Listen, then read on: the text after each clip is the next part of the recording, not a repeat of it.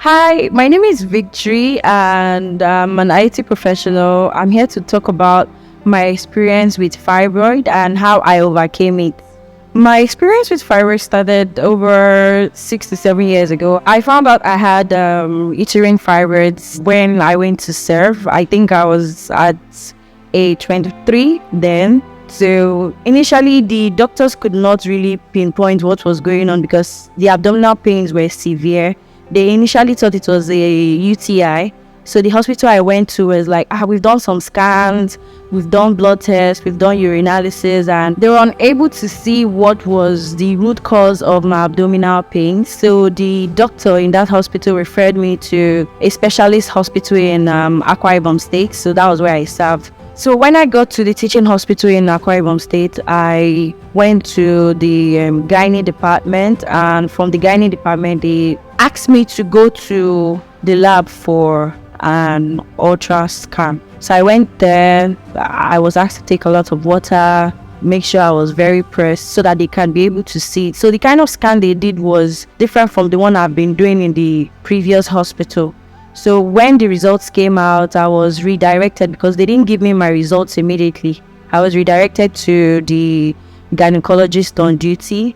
So he called me and asked me if I was married, if I had taken in before. So many personal questions that doctors ask. So I gave him no, that I'm not married, I'm single, and I've not taken in before. And so he said from the test results, you can see that I have uterine fibroids and it's somewhere located on the outer lining of my womb. So I asked him because that was like the first time I was hearing it.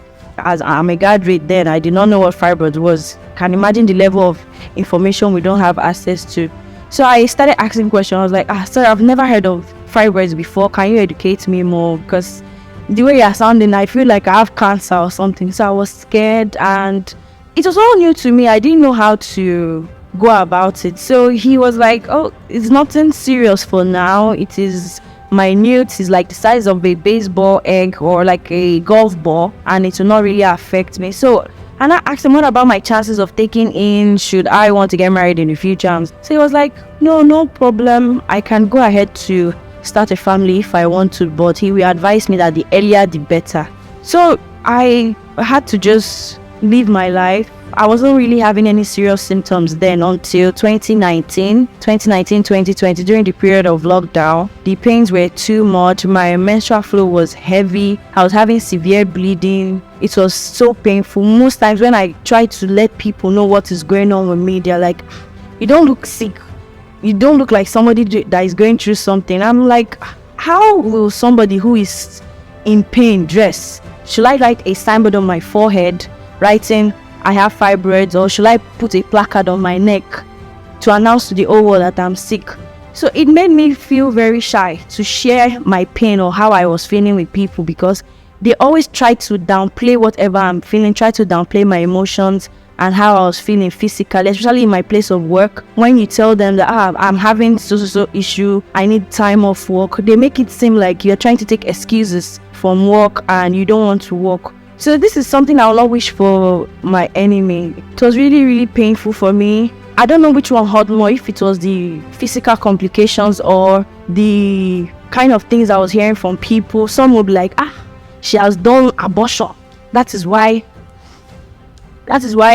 she has fibroid, that it cannot happen to people who have never had abortion. So I was like, you can't say that because I read online even virgins have fibroids. You cannot say it's because of somebody's lifestyle or somewhere like, she doesn't pray enough. I was not strong in faith, that God is punishing me. So I don't know which one hurt more, if it was what people were saying or the physical complications I was going through. You hear things like, she's not strong with faith. She's not a Christian. She's not a true Christian. Or you can just be standing on your own, going about your daily activity. Someone will just come and poke your stomach. Why is your stomach so big? Why are you so big? You need to lose weight. They start recommending things and giving me advice on my physical life, on how to live my life, without even knowing half of what I'm going through. So most times when things like that happen, I just shut down. Like, in terms of my social life was just dead. I found it difficult to make friends because many of them can't relate.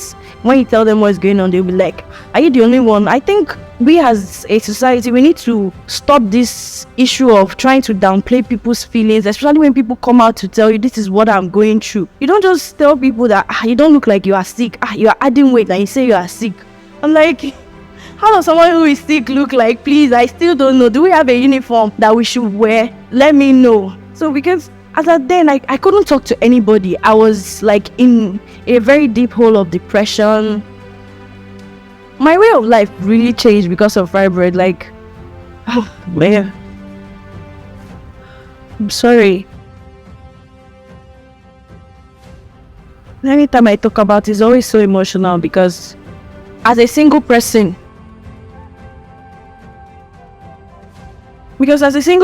it is more because they feel that is the reason why your life is the way it is, that is why men are not forthcoming. I've been engaged twice. It's more on we ladies that are single. When you tell people you have fibroids, they attribute it to your lifestyle or the fact that you are still single. That is why it's happening, or God is indirectly trying to punish me or punish us. So as at then, when I told the people I was previously engaged to that this is what I was going through, so one of them was like, his sister is a nurse, and he spoke to her about my condition, and she told him that people who have fibroids don't have children, that he will not go on with whatever we were planning to do. That shut me down. I was like, if that is what can be coming from a woman, talk more, a nurse, that means she's misinformed, spreading wrong information. I'm like, you could have at least followed me to the hospital, hear from my doctor. I've gone for fertility test and I don't have any issue with my fertility. It is just something that happens to any woman of childbearing age. So that one happened and it left. The second one came, I opened up, this is what I'm battling and I'm trying to resolve it. I'm just scared of going for surgery and stuff like that. So that one happened, it went with the wind. I fell down again, I felt depressed. It was like my whole world was coming to an end. At work, I won't be able to concentrate. I won't be able to do anything because it's like it took over my life. Anything I want to do, I have to put fibroid first. It was like my first child. Anything I want to do, if I'm going out, I'll check my calendar for my period. It was more like my first child, my invisible baby. I have to put fibroid first before myself. If I want to eat anything, fibroid first. I want to wear anything, fibroid first. I have to check if the clothes will expose my stomach because I was already weary of people asking me questions about my tummy. When will you put to bed? Many of them found it funny, but it was really, really painful. And so initially I didn't want to go under the knife because I already had the option to go under the knife, but I was scared because the last time I went under the knife, it's not like it wasn't successful. I stayed under because I had to go under anesthesia, and I didn't go for the option of numbing because I shriek at the sight of blood. So it's either anesthesia or nothing for me. So the last time I went under, it took me a while to come out of. I was like, God, I don't want to do it anymore. So someone introduced me to a support group on Instagram.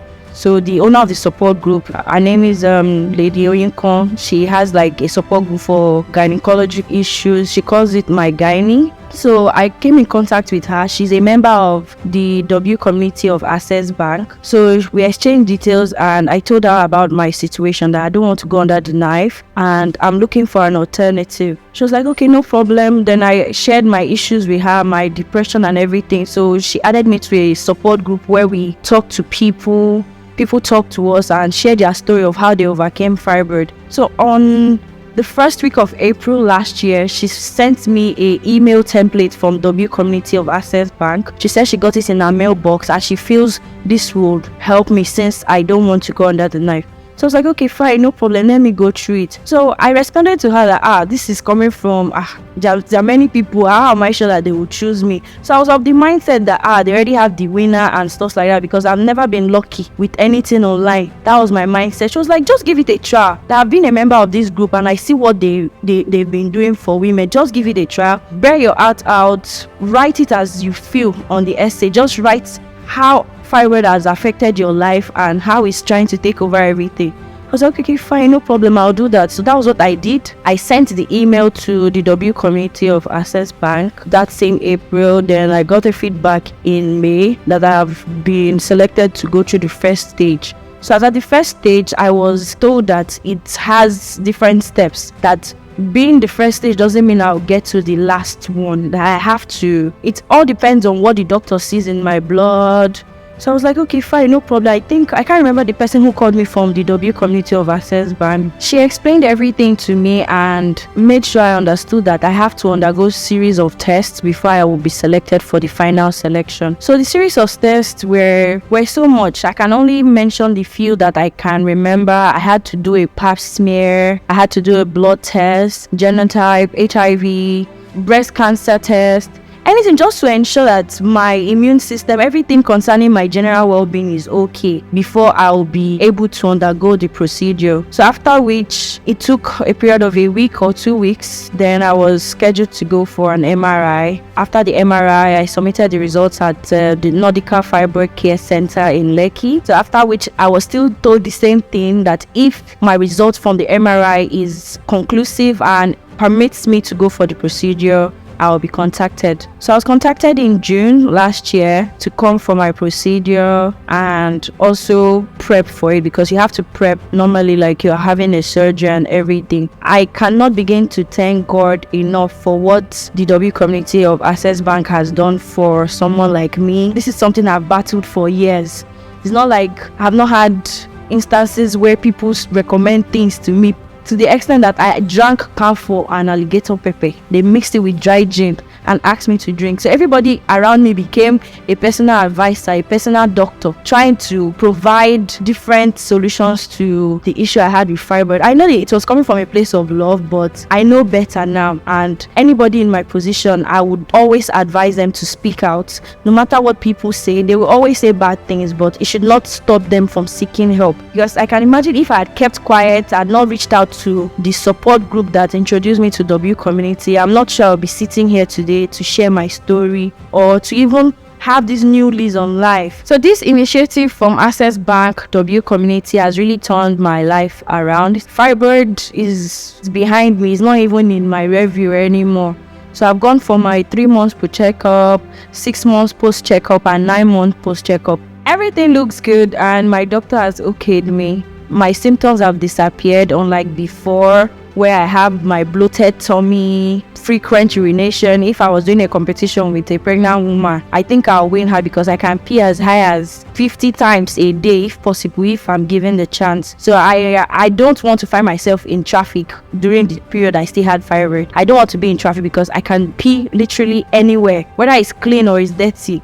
Fibroid has to go, it has to go. So it's really took control of my life, and I am glad I was able to be one of the beneficiaries for this initiative by Access Bank. So I'm really grateful to W community for giving me this opportunity to have the kind of procedure I wanted and changing my total outlook on life, and I'm grateful. So I would like to encourage other women to speak up, open up, and share their story. If you know anybody going through what I went through, Access Bank is currently launching their Access Bank Retail Banking CSR initiative called the Project 111, where you can reach one woman, one family, and a society at large.